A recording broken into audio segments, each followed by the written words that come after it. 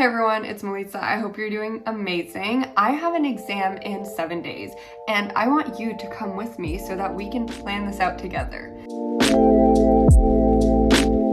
So let's do a little bit of a recap before we start the planning. This is really a lecture-based course, which means that I have lectures, I have problem sets like homeworks, and I have additional papers that we read.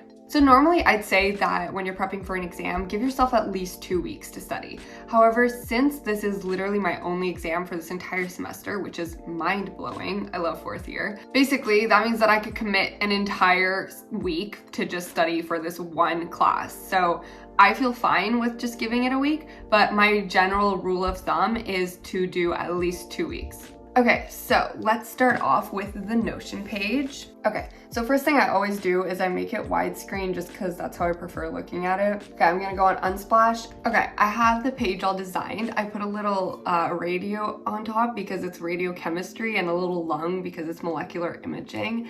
So that is what I decided to do. And now let's put, okay, so let's recap the resources. I'm gonna put a little toggle. Now I have 7 days, so that means that I need to split it up, all the work, into 7 different parts, right?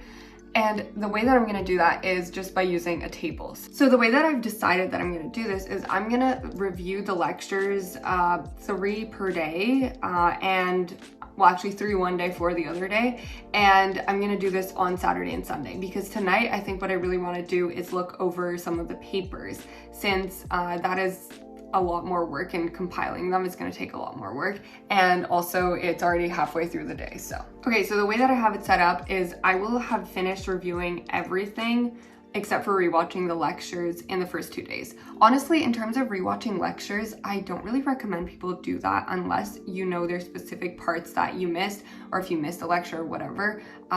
Generally, I find that it's a lot more effective if you look through problem sets or any ways to apply your knowledge, because that's kind of the difference between passive learning and active learning. Passive learning, you're just kind of sitting there and waiting for things to absorb, versus active learning, you're really trying to apply that knowledge. One thing a lot of people find helpful is to try and put things into flashcards, but my only problem with flashcards is that I find a lot of the time it takes so long to set them up. So unless it's something that you're doing really regularly, you have to be careful with that. So since I have not been using flashcards and just generally I find they don't really work for me, I avoid doing that. But in this class, it's really great because I have a couple problem sets that I can look back on. And also we always do questions in class. So I'm gonna be really reviewing those and focusing mostly on those compared to everything else. Another great thing you could do is you could use the Cornell note-taking system. So the app that I use on my iPad is Notability, and basically what you can do here is you can use a page that has a pretty wide margin, and in the margin you write a question. So if you get to, for example, if the piece of information is the sky is blue, then your question could be, what color is the sky? And then next to it you write, the sky is blue.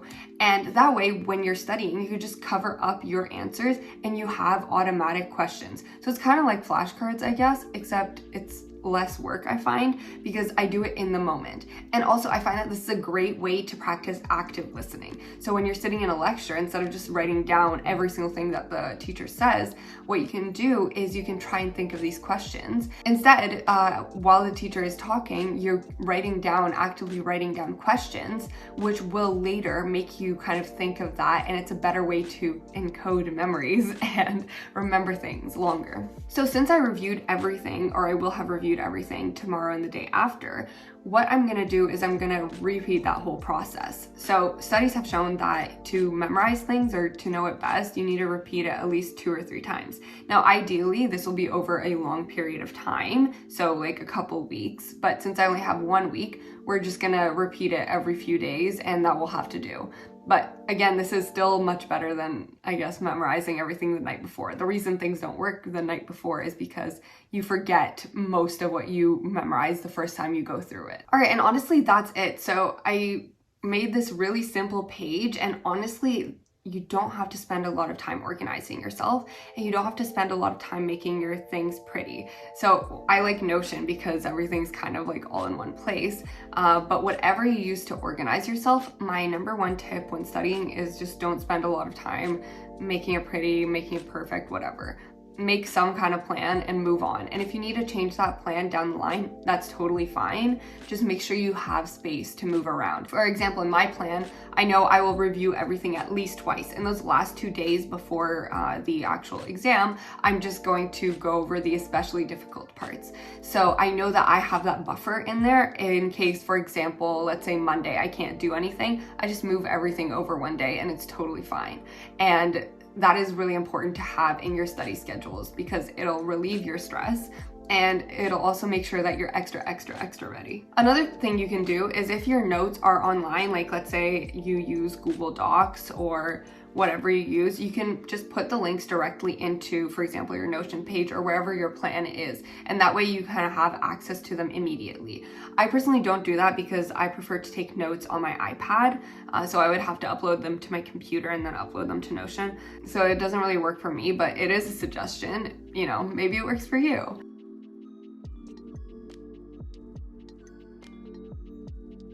And so what I really wanted to do was I wanted to track my progress, both of the lecture and also the associated paper and the questions that came with it. So our professor used this website called WooClap to ask questions associated with the lecture.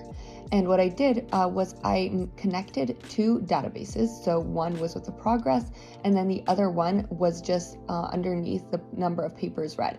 So it counted, like let's say 4 out of the 7 check marks were checked for the papers. Then I read that many of them, and that would actually subtract from 7 in the second database that I had below, and it would leave here, for example, 3. And the status, I made it say no, keep reading until the number left was equal to 0. When the number left is equal to 0, then it says that it is done. I did the exact same thing for the lectures and for the questions for the WooClaps.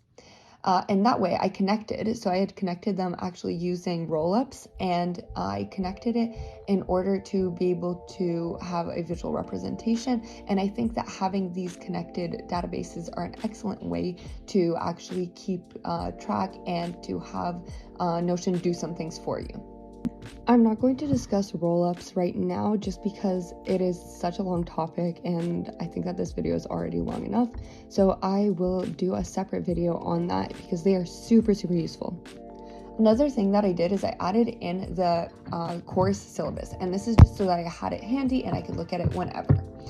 As for the actual lectures and the WooClap, what I did is I made 2 buttons. So in the button, you could just, the way that you create this is you do /button and then you click configure template, which is a little gearbox on the side. And underneath, for the papers, for example, I had name of the paper, objective, main findings, and any other notes I had. I also had a section where I could attach any figures that were present in the paper, and then I could explain them.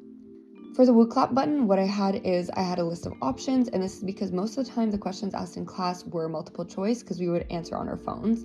And what I did for here is I made sure to explain for every single option why it was correct or why it was not correct. I think it is very easy to just get a question correct, so even if you guessed it and just say like, okay, perfect, I got it, and move on. But actually one really important thing to do while reviewing is to check the questions that you did get right, why you got right, and the questions that were the options that were not right, why they were not right.